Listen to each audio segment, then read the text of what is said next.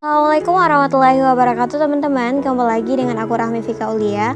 Jadi di video kali ini aku bakalan bahas soal TPS pengetahuan kuantitatif, khususnya untuk materi peluang. Nah, untuk materi peluang ini banyak banget yang tanya sama aku, "Kak, materi peluang masuk UTBK nggak? Kak, aku ikut TEO kok ada materi peluang. Kak, ajarin materi peluang dong, peluang, dan peluang." Nah, di video kali ini aku bakalan jawab semua pertanyaan kalian tersebut. Untuk materi peluang itu sendiri masuk ya teman-teman ke dalam UTBK SBMPTN karena sesuai dengan kisi-kisi bahwa materi peluang itu masuk. Setelah aku telusuri juga dari beberapa soal UTBK SBMPTN tahun lalu, ternyata materi peluang ini juga pernah masuk di UTBK tahun lalu. Nah, sekarang aku mau kasih lihat sama kalian. Ini ada soal UTBK tahun 2018 ya teman-teman. Ini di sini ada masuk satu materi peluang, jelas nggak? Dari itu aku bakalan jelasin sama kalian mengenai konsep dasar peluang, materi-materi yang berkaitan dengan peluang, dan juga pembahasan soal UTBK SBMPTN tentang peluang. Sebelum itu aku ingatin lagi, bagi teman-teman yang belum subscribe silahkan subscribe terlebih dahulu, dan bagi teman-teman yang merasa video aku kali ini bermanfaat silahkan di share ke seluruh media sosial yang teman-teman punya. Dan teman-teman jangan skip video kali ini karena ini banyak banget materi yang bakalan aku jelasin sama kalian dan lengkap dengan soal-soal UTBK SBMPTN. Ya, sekarang kita bakalan pelajari terlebih dahulu konsep dasar dari peluang ini terlebih dahulu ya teman-teman. Nah, peluang itu sebenarnya apa sih? Peluang itu adalah kemungkinan yang terjadi dalam suatu kejadian gitu. Jadi dalam suatu kejadian itu apabila mungkin terjadi itu dinamakan dengan peluang. Misal nih, ketika teman-teman bermain ular tangga, otomatis teman-teman memerlukan yang namanya dadu. Dalam dadu itu ada angka 1, 2, 3, 4, dan 5, dan 6. Bakal ada ditanyakan, berapa sih peluang muncul dadu mata 5? Teman-teman bermain lompatan koin. Yang koin itu ada angka dan ada gambar gitu.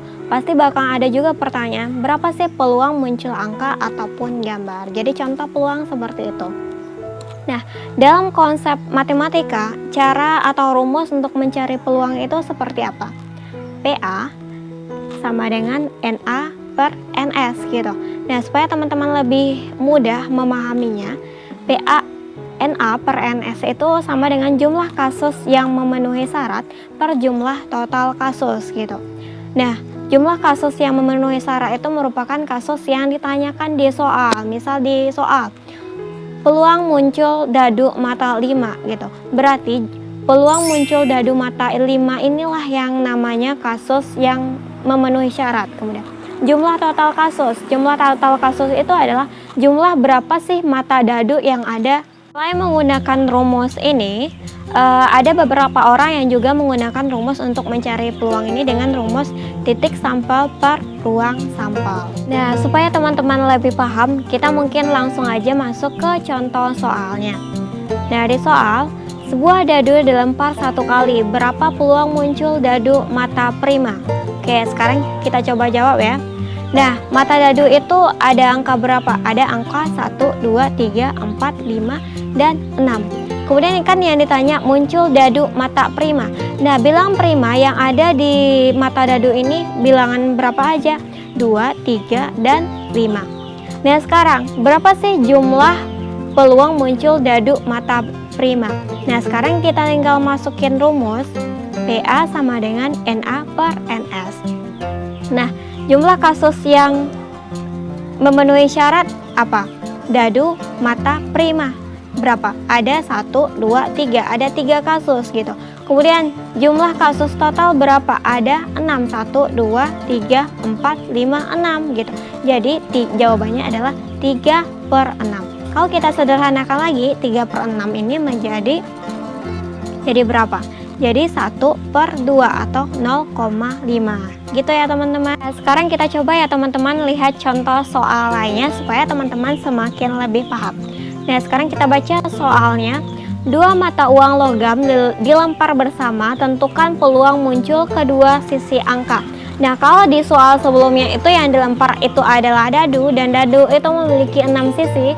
Sekarang yang dilempar itu adalah logam. Uang logam itu memiliki 2 sisi ya teman-teman, angka sama gambar gitu. Nah, di sini juga berbeda pertanyaannya. Di sini yang dilempar itu adalah 2 uang logam secara bersamaan. Kalau di soal yang pertama itu cuman 1 dadu aja gitu. Lalu gimana sih cara menentukan peluangnya? Nah, untuk mempermudahnya kita harus bikin tabel dahulu seperti ini. Nah, jadi dalam uang logam itu ada sisi angka dan sisi gambar. Nah, ini untuk koin kedua, dan di sini untuk koin ke-1. Jadi antara koin 1 dan koin 2 ini kita gabungkan seperti A sama A. Untuk koin 1 A, koin 2 juga A, G sama A, itu untuk koin 1 A, untuk koin 2 G, kemudian G sama A, untuk koin 1 G, untuk koin 2 A, kemudian G sama G, berarti kedua koinnya adalah G dan G ya teman-teman. Nah, setelah teman-teman bikin tabel seperti ini, tugas teman-teman langsung aja nih masukin ke rumus. Rumus peluang apa? PA sama dengan NA per NS gitu. Nah, yang ditanya adalah peluang muncul kedua sisi angka. Nah, berarti angka yang keduanya itu adalah A sama A. Berarti peluangnya 1 per. Nah, jumlah total kasus berapa? 1, 2, 3, 4. Berarti 1 per 4. Jawabannya untuk soal nomor 2 ini 1 per 4 ya teman-teman. Nah, sekarang lalu gimana sih dengan kasus yang pelemparan 3, 4 koin atau dadu? Nah, untuk kasus seperti itu caranya sama dengan kasus 2. Untuk tabelnya aku liatin kayak gini ya teman-teman. Untuk pelemparan 1, 2, 3, 4 mata uang. Nih, ini ada untuk 1 koin, 2 koin, 3 koin, 4 koin gitu. Jadi kalau untuk 1 koin itu kan cuman ada muncul angka sama gambar, 1 angka dan 1 gambar. Lalu untuk 2 koin teman-teman tinggal masukin aja A, AG, kemudian GA, GG. Kemudian kalau untuk 3 koin gimana? A, kemudian G, G, G,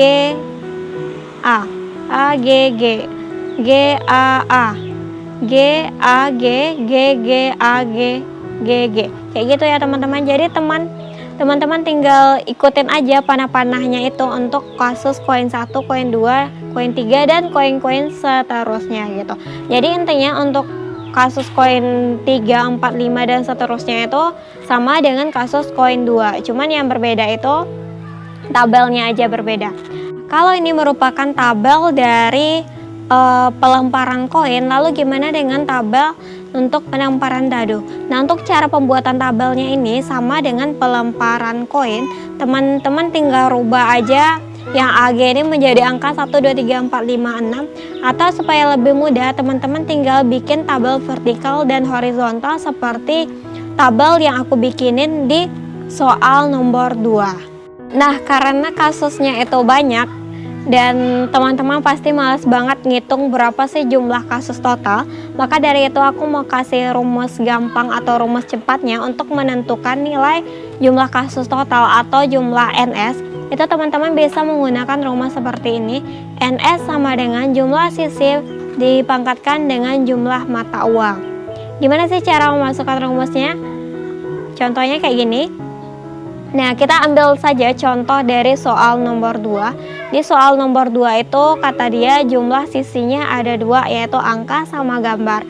Nah, jumlah pelemparannya itu ada 2 sekaligus kan, 2 koin sekaligus. Nah, jadi kalau kita masukin ke rumus NS itu sama dengan jumlah sisi dipangkatkan jumlah mata uang. Jumlah sisi berapa? 2 kan? Jumlah sisi yang ada di koin yaitu ada 2, yaitu gambar sama angka. Kemudian jumlah koin yang dilempar pada kasus soal nomor 2 ada 2, berarti 2 pangkat 2 sama dengan 4. Nah, kemudian gimana sih kalau dengan yang dilempar itu adalah dadu gitu. Berarti jumlah sisi dadu berapa? Ada 6. Kita tinggal masukin 6. Jumlah mata dadu terserah teman-teman tinggal masukin, misalkan dadu yang dilempar itu adalah 2 sekaligus, berarti 6 pangkat 2 sama dengan 36. Jadi kayak gitu ya teman-teman untuk mencari jumlah NS atau jumlah total kasus. Nah, sekarang gimana sih dengan kasus pelemparan dadu dan koin itu secara bersamaan, satu dadu dan satu koin. Nah, untuk tabelnya seperti ini ya teman-teman.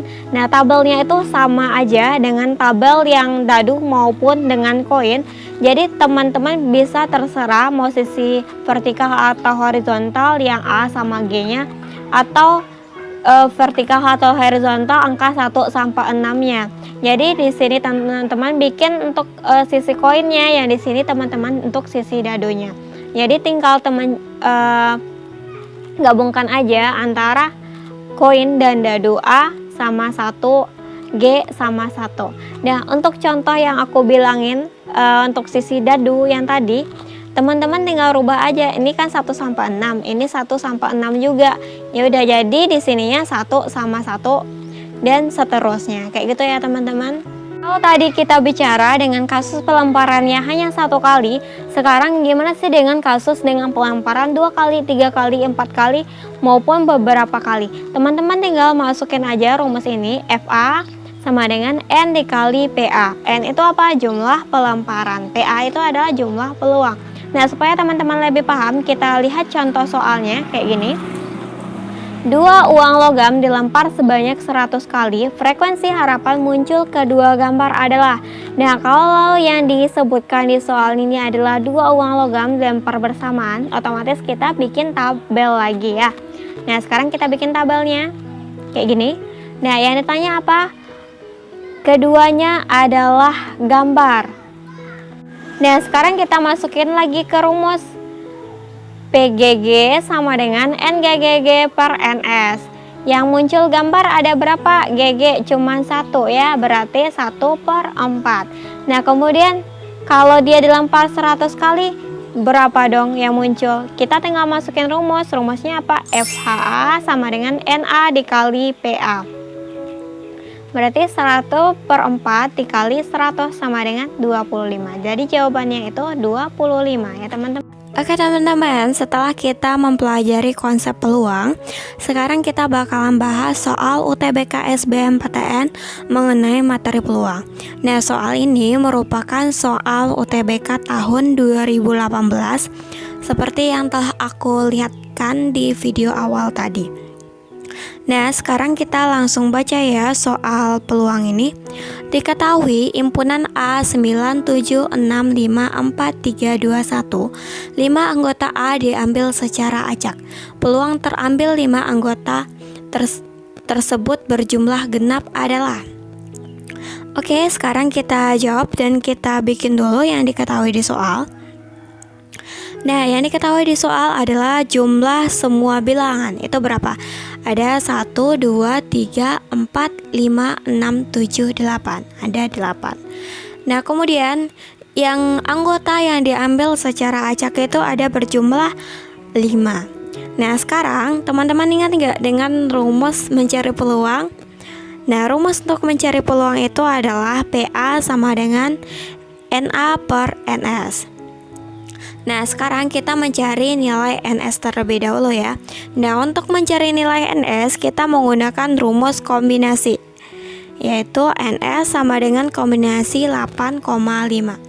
Nah Kak, kenapa menggunakan rumus kombinasi? Kenapa nggak langsung dimasukin aja jumlah semua bilangan ini menjadi NS? Nggak bisa ya teman-teman, karena di soal ini ada 5 anggota yang diambil secara acak gitu. Jadi kita nggak tahu 5 anggota yang mana aja gitu. Maka kita harus menggunakan rumus kombinasi terlebih dahulu. Nah, kenapa kita menggunakan angka 8 dan 5? Nah, banyak semua bilangannya kan 8. Jumlah yang dijadiin acak itu kan 5. Jadi 8,5.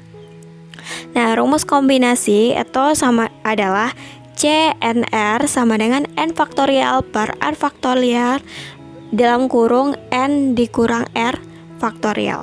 Nah, sekarang teman-teman tinggal masukin aja angka-angkanya. 8 ini N dan 5 R. Jadi kayak gini ya. Nah, sekarang 8 faktorial per 5 faktorial dikali 8 dikurang 5 faktorial itu sama dengan 8 faktorial per 5 faktorial kali 3 faktorial. Nah, 8 faktorial itu kan sama dengan 8 dikali 7 dikali 6 kali 5 faktorial. Berarti 5 faktorial yang di sini bisa dicoret dengan 5 faktorial yang di sini. Oke, jadi sama dengan 8 dikali 7 dikali 6 kali 6 per 3 faktorial. Nah, 3 faktorial ini bisa kita uraikan lagi menjadi 3 kali 2 kali 1. Berarti 8 kali 7 kali 6 itu 6-nya bisa kita coret ya. Jadi 8 tinggal 8 kali 7 sama dengan 5,56. Gitu ya teman-teman, itu baru untuk jawaban si NS, belum lagi si NA. Oke teman-teman, sekarang kita cari lagi ya untuk nilai si NA-nya. Nah, sekarang kita bikinin lagi apa aja sih yang diketahui di soal. Nah, yang pertama itu kita lihat bilangan genap itu bilangan apa aja. Bilangan genap yaitu bilangan 6, 4, dan 2. Berarti ada 3 bilangan. Kemudian bilangan ganjil. Bilangan berapa aja? Ada bilangan 9, 7, 5, 3, 1. Berarti 5 bilangan. Nah, yang ditanya di soal itu kan bilangan genap. Bilangan genap itu bisa didapatkan hasil pertambahan bilangan genap dan bilangan genap. Atau juga bisa bilangan genap itu bisa didapatkan dari penambahan bilangan ganjil dan bilangan ganjil. Kemudian juga bisa bilangan ganjil itu didapatkan dari mana? Dengan penambahan jumlah bilangan ganjil dan bilangan genap. Dan sekarang yang ditanya di soal kan bilangan genap. Lalu gimana sih caranya supaya dia itu menghasilkan bilangan genap, tapi dia itu hasil penambahan dari 5 bilangan gitu. Nah, skenarionya kita bikinin seperti ini. Jadi bisa menggunakan 2 kali bilangan ganjil itu ditambahkan dengan 3 kali bilangan genap. Kan 3 ditambah 5 itu kan 5. Nah, kenapa nih bisa ganjil sama genap itu menghasilkan genap, sementara di sini katanya ganjil tambah genap itu sama bilangan ganjil kan? Nah, karena kalau di sini kan 1 kali aja, di sini kan 2 kali, di sini kan 1 kali aja, di sini 3 kali. Nah, kalau kita coba masukin nih ke contoh soal untuk mengetesnya dia hasilnya itu genap atau enggak, teman-teman bisa masukin bilangan ganjil kan ada 1, kita masukin bilangan ganjilnya 1 dan bilangan genapnya 2. Berarti 2 kali 1 tambah 3 kali 2 sama dengan 8. 8 bilangan ganjil atau genap? Genap ya. Nah, selain ini kita juga bikin skenario-nya menjadi 4 kali bilangan ganjil ditambah 1 kali bilangan genap. Berarti 4 tambah 1, 5. Nah, kok bisa ya hasilnya genap? Ya udah, kita coba lagi masukin. 4 dikali 1 tambah 1 kali 2 sama dengan 6. 6 ganjil atau genap? Genap ya.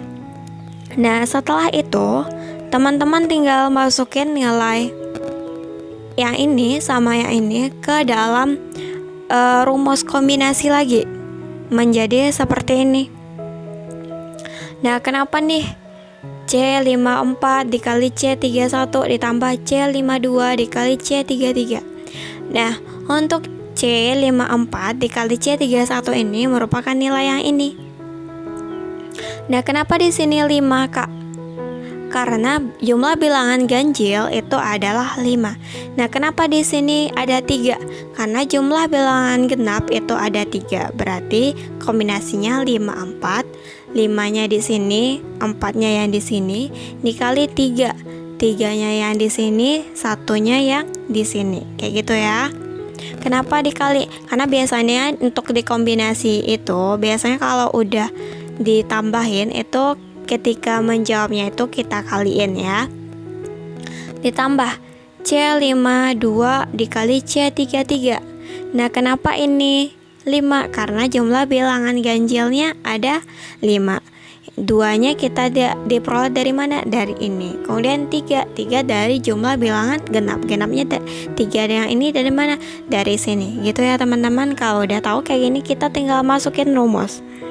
Kita masukkan rumus jadinya kayak gini. Yang ini 5 faktorial per 4 faktorial 5 dikurang 4 dikali 3 faktorial per 1 faktorial dikali 3 kurang 1 faktorial ditambah 5 faktorial 2 faktorial yang ini 2 faktorial dikali 5 kurang 2 faktorial dikali 3 faktorial per 3 faktorial dikali 3 kurang 3 faktorial. Kayak gitu ya teman-teman. Nah setelah itu teman-teman masukin aja. Ini bisa kita coret ya. Kalau di sini ada 4 faktorial bisa dicoret. Ini tinggal 1. Kemudian ini 3 faktorial. Ini juga kita coret ya. Ini 2 faktorial nantinya. Dan ini juga ada kita coret dan nanti kita coret. Maka hasilnya itu adalah, supaya cepatnya aku bikin aja hasilnya. Untuk caranya sama dengan cara untuk mencari si NS yang tadi. Supaya menghemat waktu, aku langsung bikinin aja jawabannya. Berarti hasilnya itu adalah 5 kali 3 ditambah 10 kali 1. 5 kali 3 berapa? 15. Tambah 10 kali 1, 10. Berarti 15 tambah 10 sama dengan 25. Nah sekarang kita udah dapat nih nilai si NA. Sekarang kita tinggal masukin aja deh rumus PE sama dengan NE per NS. Berarti 25 per 56. Nah 25 per 56 jawaban di opsi apa? Jawaban yang B. Jadi jawaban untuk nomor 1 soal SBMPTN ini B ya teman-teman. Kayak gitu. Teman, mungkin itu pembahasan dari aku mengenai materi peluang. Aku harap teman-teman ngerti dengan penjelasan-penjelasan yang aku jelasin tadi. Itu merupakan konsep dasar dari peluang, memang agak berbeda sih dengan soal yang ada di UTBK SBMPTN gitu. Kalau yang konsep dasar itu kita benar-benar menggunakan rumus mencari peluang, tapi ketika teman-teman dihadapkan dengan soal SBMPTN, teman-teman harus memasukkan rumus kombinasi dan permutasi gitu. Jadi untuk soal SBMPTN itu memang seperti itu ya teman-teman. Intinya kalau teman-teman nggak tahu konsep dasarnya, teman-teman akan semakin bingung untuk menjawab soal peluang. Oke, mungkin itu dari aku teman-teman. Thanks for watching. See you on my next video. Dadah.